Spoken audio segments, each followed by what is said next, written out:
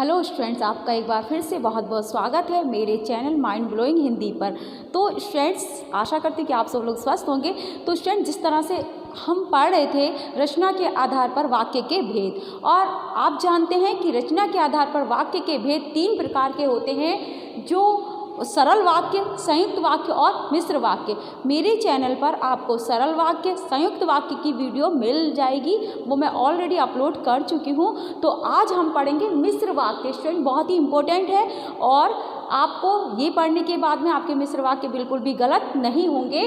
मिश्र वाक्य किसे कहते हैं? सबसे पहले तो हम ये जान लेते हैं मिश्र का क्या अर्थ होता है। जिस तरह से संयुक्त वाक्यों में 2 अलग अलग तरह के वाक्य आपस में समुच्चय बोधक अव्यय के द्वारा जुड़ते थे, तो वो अलग अलग वाक्य जुड़ते हैं संयुक्त वाक्यों में। लेकिन मिश्र वाक्यों में किस तरह के वाक्य जुड़ते हैं स्टूडेंट? मिश्र वाक्यों में एक वाक्य दूसरे से संबंधित होता है, वो अलग अलग नहीं होते। जो पहला वाक्य होता है उसी से संबंधित या उसी से रिलेटेड दूसरा वाक्य भी होता है। जैसे क्या होता है इसमें, देखिए, जिस वाक्य में एक प्रधान उपवाक्य, जिस वाक्य में एक प्रधान उपवाक्य तथा दूसरा आश्रित उपवाक्य हो, यानी कि कहने का अर्थ है कि एक वाक्य मुख्य होता है और उसी से संबंधित दूसरा उपवाक्य भी होता है, तो वहाँ पर क्या होता है, वो वाक्य कैसे वाक्य होते हैं? मिश्र वाक्य कहलाते हैं। कैसे वाक्य स्टूडेंट? एक मुख्य उपवाक्य होगा और दूसरा उसी पर आधारित, उसी से संबंधित, वो कहलाता है आश्रित उपवाक्य। तो ऐसे वाक्य कैसे कहलाते हैं? मिश्र वाक्य कहलाते हैं। अभी आगे आगे देखते हैं हम और ट्रिक से पढ़ेंगे कि किस तरह से, एक छोटी सी बहुत शॉर्ट सी ट्रिक है जो मैंने संयुक्त वाक्यों में भी आपको दी थी और अब मिश्र वाक्यों में भी मैं आपको बताने वाली हूँ। तो हमने जाना जैसे कैसे, देखिए, मुझे पता था कि आज वह नहीं आएगा। क्या? मुझे पता था कि आज वह नहीं आएगा। हमने पहला वाक्य बोला कि मुझे पता था वह नहीं आएगा, तो मैंने क्या बोला? मुझे पता था, ये जो उपवाक्य है, और वह नहीं आएगा उसी के बारे में है। जो हमने दूसरा वाक्य बोला, मुझे पता था वह नहीं आएगा, तो स्टूडेंट्स ये क्या हो गया? हमारा मिश्र वाक्य हो गया। अब मिश्र वाक्य किस तरह के होते हैं, देखो हम इनको कैसे पहचान कर सकते हैं कि ये मिश्र वाक्य किस तरह का है। तो किस तरह का है, उससे पहले हमें क्या करना है, मिश्र वाक्य को कौन कौन से समुच्चय बोधक अव्यय जोड़ते हैं। तो आपको जैसा मैंने बताया था कि संयुक्त वाक्यों को भी और मिश्र वाक्यों को भी समुच्चय बोधक अव्यय जोड़ते हैं। क्या जोड़ते हैं? देखिए, मैंने यहाँ पे लिखा, मिश्र वाक्यों को व्यधिकरण समुच्चय बोधक अव्यय जोड़ते हैं। तो ये व्यधिकरण समुच्चय बोधक अव्यय किसको जोड़ते हैं स्टूडेंट्स? मिश्र वाक्यों को जोड़ते हैं। और संयुक्त वाक्यों में, जो मैंने इससे पहले वीडियो अपलोड की थी, उसमें आपने देखा था कि उन वाक्यों में संयुक्त वाक्यों को समानाधिकरण समुच्चय बोधक शब्द जोड़ते थे। जो ये समुच्चय बोधक शब्द होते हैं ये 2 प्रकार के होते हैं, एक समानाधिकरण समुच्चय बोधक और दूसरा व्यधिकरण समुच्चय बोधक। तो जितने भी समानाधिकरण समुच्चय बोधक थे, मैं इससे पहले वाली वीडियो में आपको पढ़ा चुकी हूँ, वो सारे संयुक्त वाक्यों को जोड़ते हैं, और जो व्यधिकरण समुच्चय बोधक होते हैं वो हमारे मिश्र वाक्यों को जोड़ते हैं। एक तो ये पहचान हो गई। अब स्टूडेंट, आप यहाँ पे ऐसा भी कर सकते हैं कि आपने संयुक्त वाक्यों के लिए जो समुच्चय बोधक उनको जोड़ते हैं, संयुक्त वाक्यों को कौन कौन से होते हैं? समानाधिकरण समुच्चय बोधक। अगर आपने वो याद कर लिया और बाकी जो बचेंगे वो व्यधिकरण हो जाएंगे, वो मिश्र वाक्यों को जोड़ने वाले हो जाएंगे। तो एक तो तरीका ये है। दूसरा तरीका ये है कि आप समानाधिकरण समुच्चय बोधक, जो मैंने पहले आपको पढ़ा चुकी, वो और फिर व्यधिकरण समुच्चय बोधक, आप इन सबको याद कर लें तो आपका एक भी क्वेश्चन गलत नहीं होगा। तो व्यधिकरण समुच्चय बोधक कौन कौन से होते हैं स्टूडेंट? इसलिए क्योंकि, चूंकि, यदि, तथापि, यद्यपि, मानो, जैसा कि, अर्थात, कि, ताकि, जिससे कि, जो, वह, जिसे, उसे, ऐसा, जो, वही, जिसे, यदि, तो, ये सारे समुच्चय बोधक हैं। अगर आपने इतने भी याद कर लिए, इतना भी आपने समझ लिया, तो आपका एक भी क्वेश्चन गलत नहीं होगा। और स्टूडेंट्स, आप मुझे कमेंट कीजिए, अगर मेरी वीडियो आपको पसंद आती है तो उसे लाइक शेयर भी कीजिए, अपने दोस्तों के साथ शेयर कीजिए, जिससे कि वो भी पढ़ सके। तो स्टूडेंट, अगर आपने वीडियो वो देखी होगी इससे पहले वाली, तो आपको समझ आ गया होगा कि आपने अगर प्रैक्टिस की होगी तो संयुक्त वाक्य आपके बिल्कुल भी गलत नहीं हुए होंगे। तो इसी तरह से मिश्र वाक्यों को कौन से समुच्चयबोधक जोड़ते हैं, व्यधिकरण समुच्चयबोधक शब्द जोड़ते हैं। और जो ये समुच्चयबोधक शब्द होते हैं ये अविकारी शब्द होते हैं, यानी कि अव्यय शब्द होते हैं। तो जैसे हमने एक एग्जाम्पल लिखा, मुझे पता था कि आज वह नहीं आएगा। ये था मुझे पता था, क्या था, मुझे पता था कि आज वह नहीं आएगा, वह नहीं आएगा। तो इसी के बारे में ये वाली बात है, ना कि ये कोई अलग से है। अगर अलग से होता, दूसरे संयुक्त वाक्यों को क्या होता था, एक वाक्य जो पहला वाला वाक्य है वो अलग हो सकता था और दूसरा वाक्य अलग, वो दोनों अलग अलग वाक्य जुड़ते हैं उसमें। लेकिन मिश्र वाक्यों में एक वाक्य जो पहला होता है उसी से संबंधित दूसरा वाक्य होता है। और स्टूडेंट इसमें क्या होता है, इस वाक्य के जो मिश्र वाक्य होते हैं इनके दो भेद होते हैं। मिश्र वाक्य जो होते हैं उनके दो भेद होते हैं। जैसे हम एक एग्जाम्पल लिखते हैं, श्यामलाल, देखिए एक एग्जाम्पल हम यहाँ पे लिखते हैं नीचे कि श्यामलाल जो गांधी गली में रहता है, जो गांधी गली में रहता है मेरा मित्र है, मेरा मित्र है। तो हमने एक एग्जाम्पल लिख दिया कि श्यामलाल जो गांधी गली में रहता है मेरा मित्र है। अब देखिए इसमें जो आया जो श्यामलाल जो गांधी गली में रहता है मेरा मित्र है। अब कैसे पता चलाएंगे ये मिश्र वाक्य है संयुक्त वाक्य, तो हम देखते हैं कि हमारे यहाँ पे कहीं जो है, अब देखते हैं जो है, हाँ है, ये है जो, तो जो है ये रहा जो शब्द। तो जो व्यधिकरण समुच्चयबोधक ने क्या लिख दिया कि श्यामलाल को और गांधी गली में रहने वाले को दोनों को क्या कर दिया, जोड़ दिया। तो श्यामलाल जो गांधी गली में रहता है मेरा मित्र है। तो इस एग्जाम्पल में क्या हो गया, एक जो पहले श्यामलाल के बारे में, जो श्यामलाल के बारे में बात हो रही थी उसी के बारे में दूसरा वाक्य भी है कि वह जो गांधी गली में रहता है वही मेरा मित्र है। कि मेरा मित्र कौन है, जो गांधी गली में रहता है और जो उसका नाम क्या है, श्यामलाल है। तो उसी के बारे में पूरी बात हुई है, ना कि दो अलग अलग वाक्य हैं। तो मिश्र वाक्यों में स्टूडेंट क्या होता है, ऐसे वाक्य जिनमें एक प्रधान उपवाक्य होता है और दूसरा आश्रित उपवाक्य होता है, मिश्र वाक्य कहलाते हैं। अब प्रश्न ये उठता है कि प्रधान उपवाक्य कौन से होते हैं और मिश्र उपवाक्य कौन से होते हैं।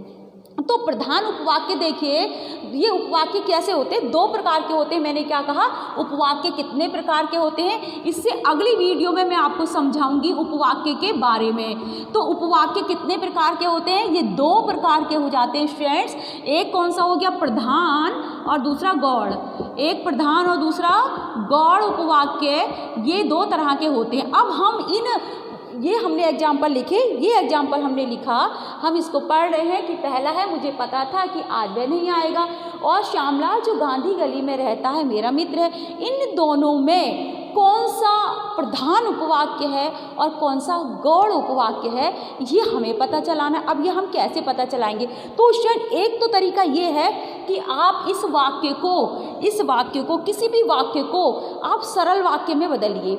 किसी भी वाक्य को अगर आप सरल वाक्य में बदलेंगे तो क्या हो जाएगा कि आप अगर उसको सरल वाक्य में बदलेंगे, जो क्रियापद बदल जाए, जिस वाक्य के जिस अंश की क्रिया बदल जाए वह क्या हो जाएगा, वो आश्रित उपवाक्य हो जाएगा। और जिस वाक्य की क्रिया ना बदले वह क्या हो जाएगा स्टूडेंट, वह हो जाएगा हमारा प्रधान उपवाक्य। जैसे हम देखें, मुझे पता था कि आज वह नहीं आएगा, तो मुझे पता आज वह नहीं आएगा, मुझे पता था। इस तरह से देखिए, एक एग्जाम्पल मैं यहाँ पे और लिखती हूँ कि जैसे देखते हैं, अभी एक एग्जाम्पल यहाँ पर आपको लिख के समझाते कि किस तरह से हम पता चलाएंगे कि हमारा क्या होगा, जो हमारे वाक्य में प्रधान उपवाक्य और आश्रित उपवाक्य कौन सा होगा। पहली बात तो ये है कि स्टूडेंट देखिए, अभी मैं इसके बाद में जो नेक्स्ट इसका टॉपिक आएगा उसके बारे में मैं बताऊंगी। पहले हम यहाँ पे देख लेते हैं। जैसे हमने कहा, यदि तुम परिश्रम, एक एग्जाम्पल लिखते हैं, यदि तुम परिश्रम करते तो अवश्य सफल होते। हमने एक एग्जाम्पल लिखा कि यदि तुम परिश्रम करते तो अवश्य सफल होते, अवश्य सफल होते। अब हमने एक एग्जाम्पल लिखा, अब हम कैसे पता चलाएंगे, किसी भी एग्जाम्पल लिखा हुए होगा, कोई भी वाक्य लिखा हुआ है तो हम उसमें कैसे पता चलाएंगे कि हमारा वाक्य, इस वाक्य में ये मिश्र वाक्य है, ये तो हमें पता चल गया। चलिए तो आ गया, क्योंकि यहाँ पे तो है, कहीं पे तो है, तो ये रहा। तो देखिए लास्ट में यदि के बाद तो लिखा, तो ये तो हमें पता चल गया कि मिश्र वाक्य है, लेकिन इसमें प्रधान उपवाक्य कौन सा है और आश्रित उपवाक्य कौन सा है। तो हम क्या करेंगे, पहला तरीका तो ये है स्टूडेंट्स कि आप जो लिखा हुआ वाक्य है, मिश्र वाक्य है, उसको आप सरल वाक्य में बदलिए। तो यदि हम इसे, इस वाक्य को अगर सरल वाक्य में बदलते हैं तो ये हो जाएगा, यदि तुम परिश्रम करते तो अवश्य सफल होगा। अब इसमें यदि भी आया तो हमें पता चला मिश्र वाक्य है। तो अगर हम इसको बदलेंगे तो हम कैसे बदलेंगे, परिश्रम करने वाला अवश्य सफल होता है। क्या करेंगे, हमें अवश्य सफल होता है। अब स्टूडेंट देखिए, जैसा कि मैंने आपको बताया कि सरल वाक्यों में एक उद्देश्य होता है और एक विधेय होता है। कभी कभी 2 क्रियापद भी होते हैं, 5 क्रियापद भी होते हैं, लेकिन जो मुख्य क्रिया होती है, समापिका क्रिया जो होती है, वही मुख्य होती है। तो हमने क्या किया, इस वाक्य को सरल वाक्य में पहले बदल लिया। ऐसे भी हम पता चला सकते हैं कि प्रधान उपवाक्य कौन सा है और आश्रित उपवाक्य कौन सा है। अब देखिए, जिस पद की क्रिया बदल जाए, जिस उपवाक्य की क्रिया बदल जाए, वह आश्रित होगा, और जो क्रिया ना बदले, जिस उपवाक्य की क्रिया ना बदले सरल वाक्य में बदलने पर, तो वह वाक्य कौन सा होगा, प्रधान उपवाक्य होगा। अब हमने यहाँ से किया, यदि तुम परिश्रम करते तो अवश्य सफल होते। अब यहाँ देखिए, यदि तुम परिश्रम करते तो हमने लिखा परिश्रम करने वाला अवश्य सफल होता है। परिश्रम करने, देखिए करने हो गया, यहाँ पे क्रिया क्या है, करते, तो करते का क्या हो गया, करने, और यहाँ पर है अवश्य सफल होते, और यहाँ पर क्या है, अवश्य सफल होता या होते। ठीक है कि परिश्रम करने वाले अवश्य सफल होते हैं, ऐसे आ जाएगा ना, तुम परिश्रम करते तो अवश्य सफल होते। तो यहाँ पे क्या हुआ स्टूडेंट, करने, करते का क्या हो गया, करने हो गया, ये क्रिया बदल गई। तो ये क्या हो गया स्टूडेंट, ये हमारा आश्रित उपवाक्य हो गया, और ये हमारा हो गया प्रधान उपवाक्य, क्योंकि इसकी क्रिया नहीं बदली। तो ये प्रधान, आश्रित उपवाक्य और प्रधान उपवाक्य, ये हमारा हुआ। नेक्स्ट एक और देख लेते हैं कि मैंने एक व्यक्ति को देखा। एक एग्जाम्पल और देखते हैं कि कहाँ से इरेज करते हैं, यहीं से इरेज करते हैं। एक एग्जाम्पल और देखते हैं,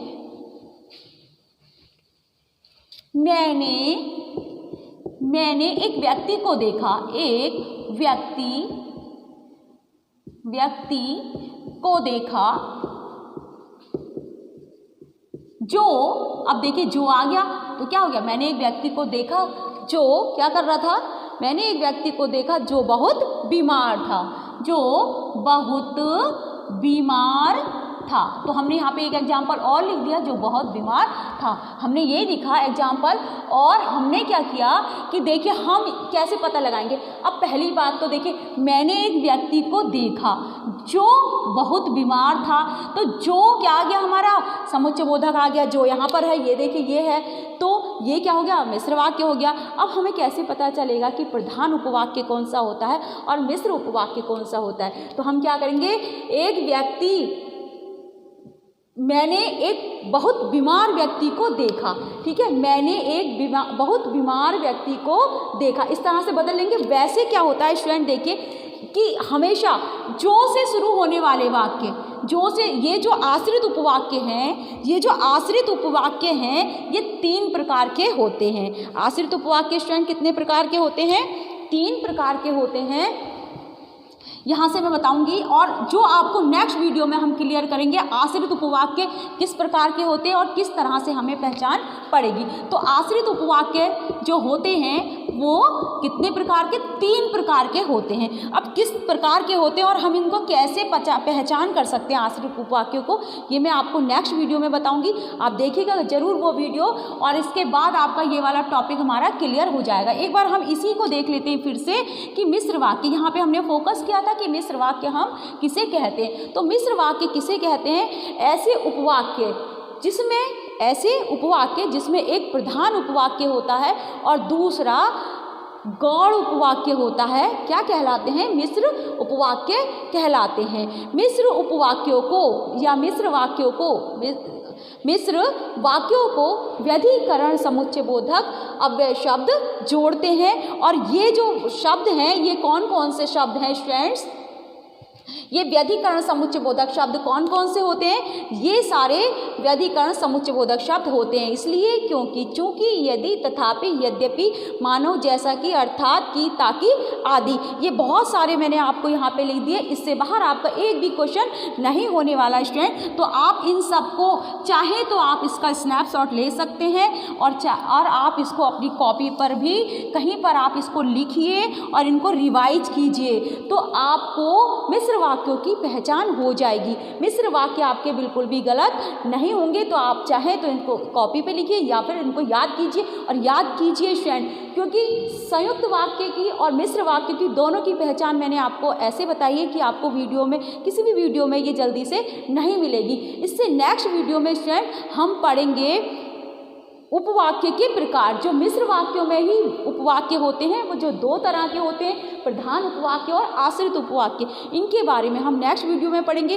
तब तक के लिए इतना ही स्टूडेंट्स, आप स्टडी कीजिए, खुश रहिए। और स्टूडेंट, अगर मेरी वीडियो आपको पसंद आई हो तो लाइक, शेयर और सब्सक्राइब जरूर कीजिएगा। Thank you.